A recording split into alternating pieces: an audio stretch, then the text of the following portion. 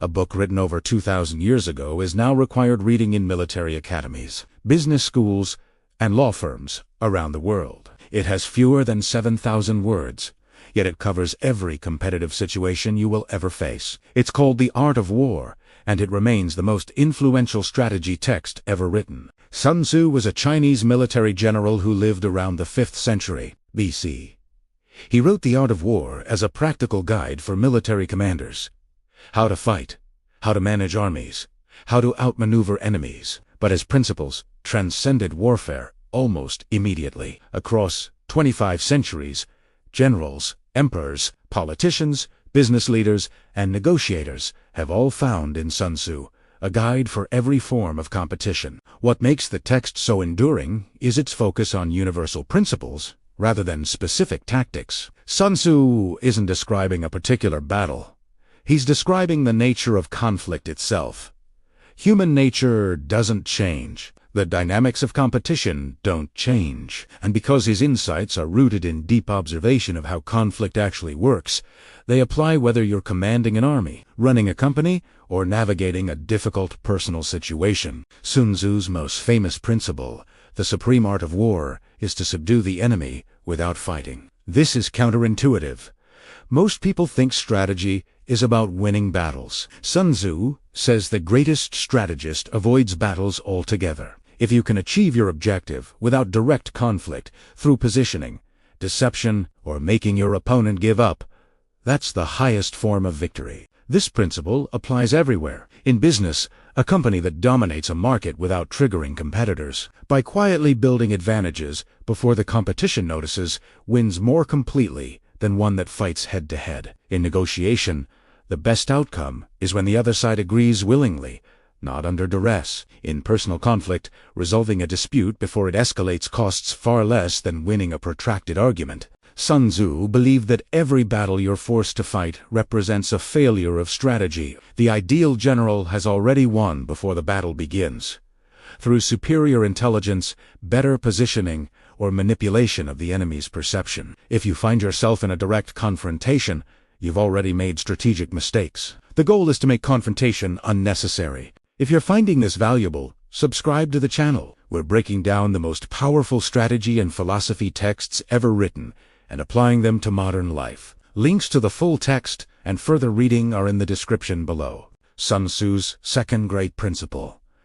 If you know the enemy and know yourself, you need not fear the result of 100 battles. If you know yourself, but not the enemy, for every victory gained, you will also suffer a defeat. If you know neither the enemy nor yourself, you will succumb in every battle. Intelligence, accurate information about both yourself and your opponent, is the foundation of all strategy. Knowing yourself means understanding your actual strengths and weaknesses. Not what you wish they were, but what they really are. Most people overestimate their strengths and underestimate their weaknesses. They go into conflict with a distorted self-image and then wonder why things go wrong. Acquisitive self-knowledge is rare, and those who possess it have an enormous advantage. Knowing your enemy means understanding their motivations, fears, resources, and decision-making patterns. What do they value? What are they trying to protect? Where are they vulnerable? If you understand what drives your opponent, you can predict their moves, manipulate their choices, and position yourself to exploit their weaknesses before they even know the battle has started. Sun Tzu was completely unromantic about strategy. He said, "All warfare is based on deception." This isn't a moral advice. It's a recognition that in any competitive situation, the one who controls information controls the outcome. If your opponent knows exactly what you're going to do, you've already lost. Surprise, misdirection, and managing what your opponent believes are essential tools. When you are capable, fake incapacity. When active, fake inactivity. When near, make the enemy believe you are far away. When you are far away, make him believe you are near. The goal is to constantly manage your opponent's perception so that they're always reacting to a false picture of reality. By the time they understand what's actually happening, it's too late. In modern terms, this is competitive intelligence and information control. Companies don't announce their product launches until they're ready. Negotiators don't reveal their bottom line. Lawyers don't show their strongest arguments until the right moment. Sun Tzu understood that controlling the flow of information is often more powerful than any direct action. Sun Tzu emphasized the importance of position above almost everything else. Before you think about tactics, get yourself into a winning position. He wrote, "Victorious warriors win first and then go to war, while defeated warriors go to war first and then seek to win. Most people fight first and position afterward. The master strategist positions first and barely needs to fight." He described different types of terrain: ground where you can advance or retreat, choke points, high ground, open field, and how each demands a different strategy. The modern equivalent is market positioning, competitive landscape analysis, or negotiating leverage. Where are you standing? Do you have options if things go wrong? Have you secured your supply lines? Before you make a move, understand your terrain. Sun Tzu also warned against fighting from weakness. If you're in a bad position, don't fight. Reposition. Retreat, regroup, find better ground. Pride makes people fight when they should withdraw. But strategic retreat isn't defeat, it's intelligence. The general who refuses to retreat when outmatched loses everything. The one who retreats strategically lives to fight from stronger ground. Steve Jobs applied Sun Tzu without ever citing him. When Apple returned from near bankruptcy in 1997, it didn't try to compete with Microsoft across the board. It retreated, repositioned in design and simplicity, then attacked where Microsoft was weakest: consumer experience, winning without fighting on the enemy's terms. That's Sun Tzu in Silicon Valley. Speed is one of Sun Tzu's most emphasized principles. In war, let your great object be victory, not lengthy campaigns. Prolonged conflict drains resources, morale, and opportunity. Strike decisively, achieve your objective, and end it. The longer a conflict drags on, the more unpredictable it becomes, and the more the advantage shifts away from the aggressor. Equally important is adaptability. Sun Tzu wrote, "Water shapes its course according to the nature of the ground over which it flows. The soldier works out his victory in relation to the foe whom he is facing. There is no fixed strategy. Every situation is different. The great general doesn't apply the same plan regardless of circumstances. He reads the situation and adapts. Rigid strategy is a recipe for defeat." He described the concept of Zheng and Qi, orthodox and unorthodox tactics. Use conventional strength to engage the enemy, but use unconventional surprise to win. The conventional makes you predictable enough to engage. The unconventional wins. The battles you need but.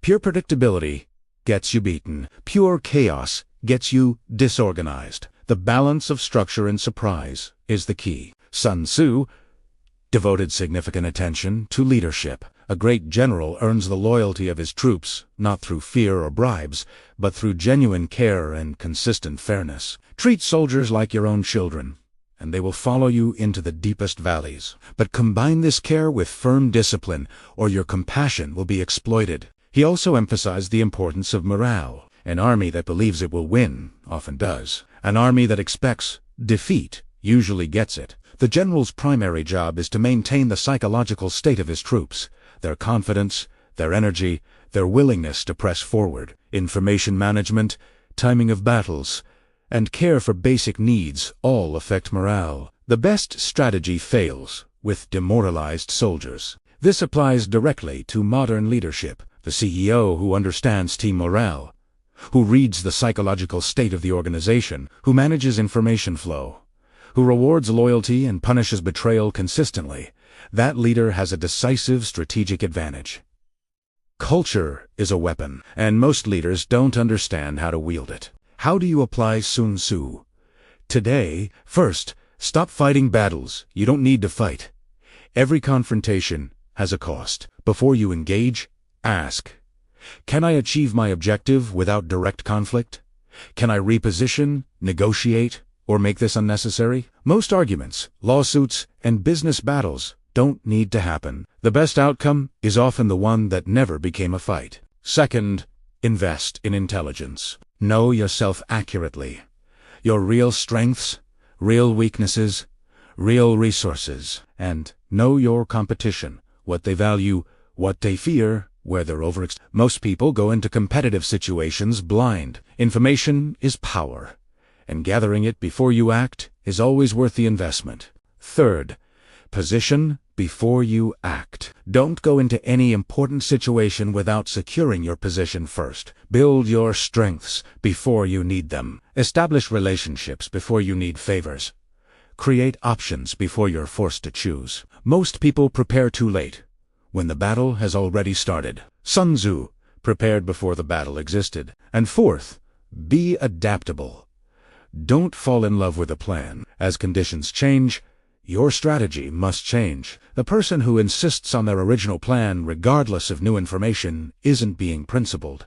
They're being rigid. Water finds its way around any obstacle. The great strategist does the same. The art of war has survived 25 centuries because conflict itself hasn't changed. Whether you're negotiating a salary, competing in business, navigating office politics, or managing personal relationships, the dynamics Sun Tzu described are always present.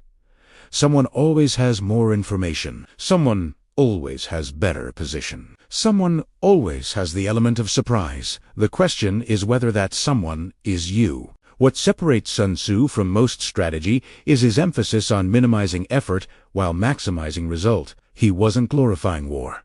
He was trying to end it as efficiently as possible. The general who wins quickly with minimum casualties is far superior to the one who wins after a bloody campaign. Elegantian strategy means achieving more with less. That principle applies everywhere from business to daily life. The Art of War isn't a book about violence. It's a book about winning, with the least possible cost and conflict. Sun Tzu understood that the highest form of strategy makes fighting unnecessary.